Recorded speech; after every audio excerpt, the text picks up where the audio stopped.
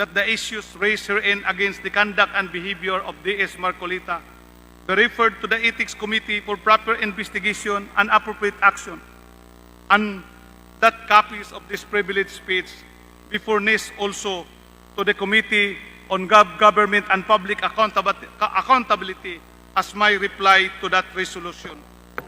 And with that, Mr. Speaker, thank you very much, my dear colleagues. Mabuhay ang 18th Congress, House of Representatives. Majority Leader. Mr. Speaker, Deputy Speaker Rodante Marcoleta wishes to rise to interpellate Deputy Speaker Oaminal.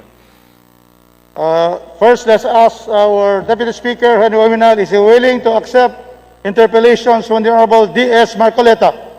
Much to my wish, Mr. Speaker, but because I wasn't able to interpellate him also during his privileged speech, and then I politely declined to answer, to entertain his interpellation. Thank you The very much. gentleman refuses to yield. Majority Leader. Mr. Speaker, I move that the question of privilege of Deputy Speaker Oaminal be referred to the Committee on Rules. It is directed that the privileged speech of D.S. Oaminal is referred to the Committee on Rules, Mr. Speaker. Rules. Majority Leader. Mr. Speaker, I move that we open the privilege hour. Privilege hour is opened. Majority Leader. Mr. Speaker, the first of our colleagues who wishes to avail Mr. Speaker, Yes, D.S. Marcoleta of Sagip Party List. What is the pleasure of the I ask gentleman? permission from the rules, Mr. Speaker, that I wish to interpellate Deputy Speaker Oaminal, and I was given the go signal. Mr. Deputy Speaker Marcoleta, the person who gave his privileged speech is not willing to be interpellated. So therefore, there can be no interpellation at this time. So, DDS Oaminal, Mr. Speaker, refuses to answer interpellation from this representation. Yes, he had made his reasons to do so, and so therefore, there can be no interpellation on his privileged speech because he has declined. Thank you. Thank you very much. Okay, may I just ask the Speaker that I be given the chance to make a manifestation, Mr. Speaker? Majority Leader. Mr. Speaker, considering that this is an issue that's very important in the locality, and considering also that we are respecting the right of the distinguished Deputy Speaker not to be interpellated, I believe, Mr. Speaker, that we should recognize the Honorable Marcoleta for his manifestation. So, Mr. Speaker, I move we recognize the Honorable Marcoleta. So move, Mr. Speaker. Honorable Marcoleta is now allowed to give his manifestation, a short manifestation. For after all, there is no reply to that because there is no interpellation. Thank you, Mr. Speaker. Mr. Speaker, this incident came from, I would say, complaints heard to me by several residents of Ozamis City in Misamis Occidental sometime in April of last year. Considering, Mr. Speaker, that our constituency is nationwide, those residents, Mr. Speaker, specifically those belonging to the marginalized and poor sector of this country, are the chosen sectors of our party list. Hindi naman pwedeng hindi ko sila tulungan kung meron silang problema, Mr. Speaker. And so because of those complaints, those cries for justice, because at that time, their dwelling houses, the residences, are being demolished. I remember I texted and I even communicated with Deputy Speaker Henry Oaminal in order to know the background on what is happening in his district. And so, I was told, Mr. Speaker, that the city government of Ozamis, whose mayor is his son, was granted a writ of possession by the trial court. I asked him, Mr. Speaker, if by virtue of the writ of possession granted by the court, if the Ozamis government was already entitled to demolish those houses.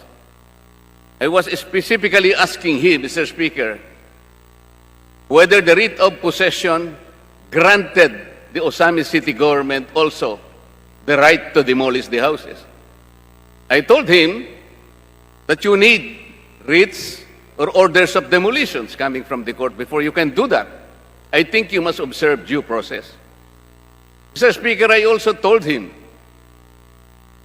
that there is a law on expropriation. As a matter of fact, in one of his press cons and interviews, Mr. Speaker, Deputy Speaker Oaminal referred to Republic Act 10752.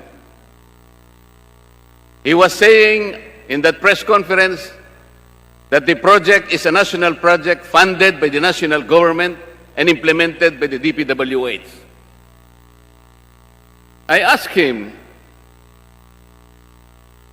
kung ba meron ka ng writ of possession, ang ibig mong sabihin, pwede nang wasakin lahat ang mga bahay nang walang writ of demolitions. Wala namang magandang sagot, Mr. Speaker. Wala silang maipakita. So I called the DILG. Pwede pa ka akong magpatulong sa inyo because pandemic na po kasi noon, Mr. Speaker. Mr. Speaker, point of order, Mr. Speaker. I think What is the point I of have the order? floor, Mr. Speaker. Yes, let us first hear a point of order which takes precedence from anybody speaking on the floor. Yes. Kanina, ayaw mong magpa-interpellate. Ngayon, I am making a manifestation. Let us hear the point of order. You are speaking, I recognize you, but there is a point of order, and we have to hear that, and the chair will rule. State Yes. the point of order. The point of order, Mr. Speaker, is that the subject matter raised by the DDS Marcoleta is no longer a manifestation but rather a privileged speech. And that subject matter is now pending with the Committee on Public Government and Accountability. And therefore, it is not proper to be discussed already in this. What is the comment of the majority leader? Mr. Speaker, though we respect the opinion of the Honorable Deputy Speaker, a while ago we moved that we recognize the Honorable Marcoleta and there was no objection. It's precisely because the Deputy Speaker did not want to be interpolated on. That's why I said a while ago, considering the situation, we should allow Deputy Speaker Marcoleta to do his manifestation, just like you extended the privilege hour of the Deputy Speaker Oaminal because of the situation. That is the opinion of the majority of the floor leader, Mr. Speaker. With the opinion of the majority leader, we continue to recognize DDS Marcoleta, and we would like to request that this be short. There are 10 on the list, and after all, I have heard DDS Marcoleta in his 35 minutes privilege speech, and these matters have been taken up. And so therefore, can we have a shortened manifestation from DDS Marcoleta? The issues have been joined. It is going to the rules. DDS Marcoleta is recognized. Thank you very much, Mr. Speaker. As a matter of fact, I'm going those lines that he already made mention, like my intervention in his own district. As I have said, Mr. Speaker, our constituency is nationwide. And I intervened because residents in Misamis Occidental called me and texted me, and it is my duty to respond, Mr. Speaker.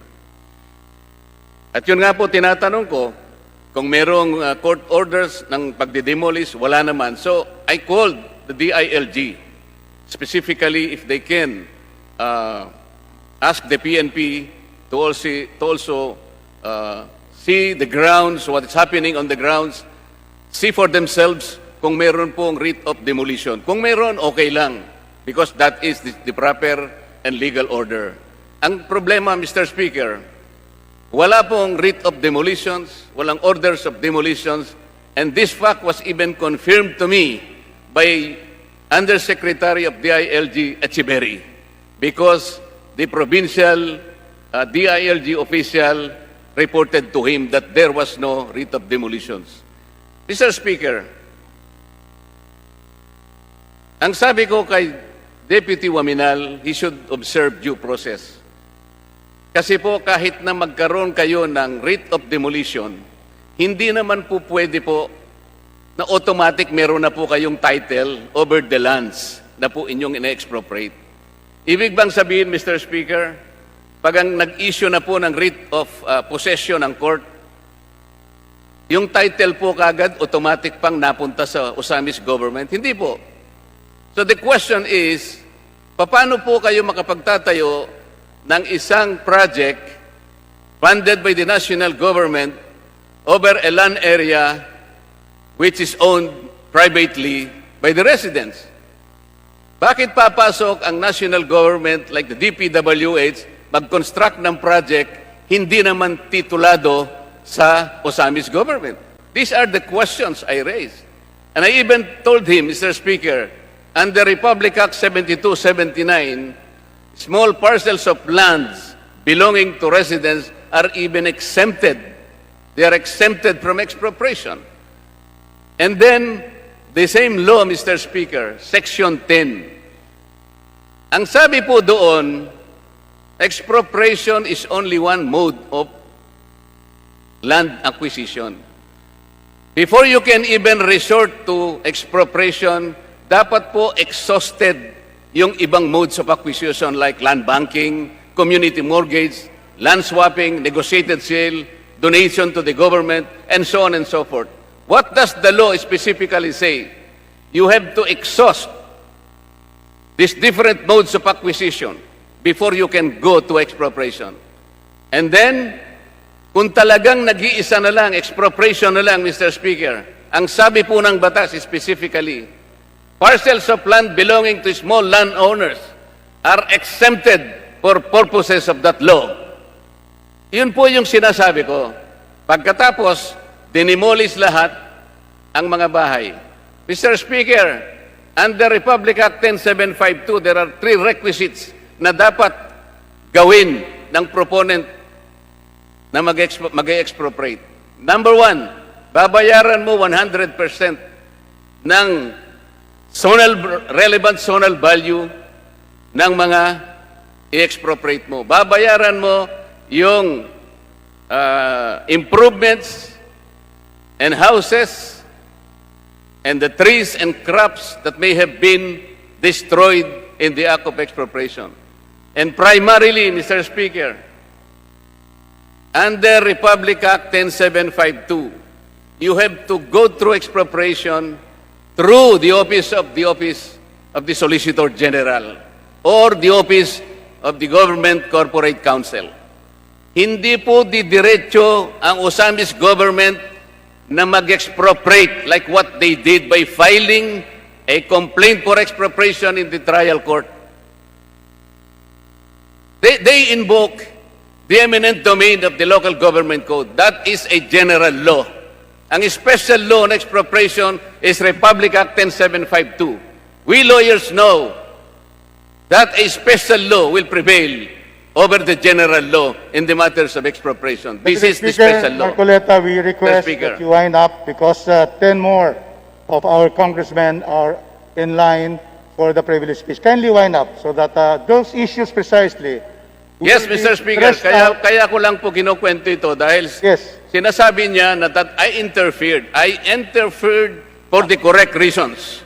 Hindi naman po siya naniwala sa akin. Hindi na sana tayo napunta sa ganito kung pinakinggan niya ako. Pagkatapos sasabihin niya, pinakita niya, kinausap ko raw ang sheriff.